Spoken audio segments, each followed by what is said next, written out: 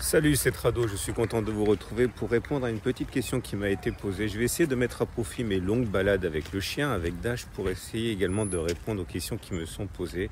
Ça me permet de faire plus en optimisant le temps. Donc voilà la question qui m'a été posée par JM, qui est qu'est-ce qu'on fait de toutes ces situations de moyenne mobile où on est en dessus, en dessous, etc. M7, M20, M50, M200.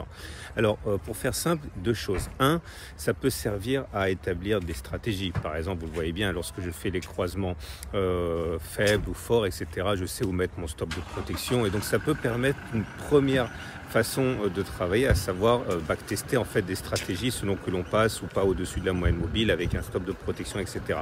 Maintenant, si on fait simplement de l'analyse technique, ça permet également de savoir si on est dans une opportunité ou pas. Clairement, ça veut dire que si on est en dessous de la M7 qui descend, ça veut dire que la tendance de court terme est baissière. Mais si en même temps on est au-dessus de la M50 qui monte, ça veut dire qu'on est en tendance de fond qui est haussière. Ça veut dire que au-delà de la baisse à court terme qu'on pourrait subir, eh bien, il s'agit d'une opportunité pour acheter afin de considérer que c'est pas la queue qui remue le chien et que c'est la moyenne mobile à 50 jours qui à terme devrait l'emporter sur la moyenne mobile à 7 jours. L'idée c'est que la M7, la M20, la M50, la M200, c'est simplement le clapot, la vague et la marée.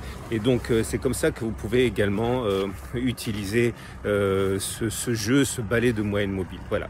J'espère que ce petit format vous plaît. Si c'est le cas, mettez-moi un petit commentaire en dessous, ce qui me permettra de répondre à d'autant plus de questions que je pourrai faire de promenade avec Dash. Allez, à très vite.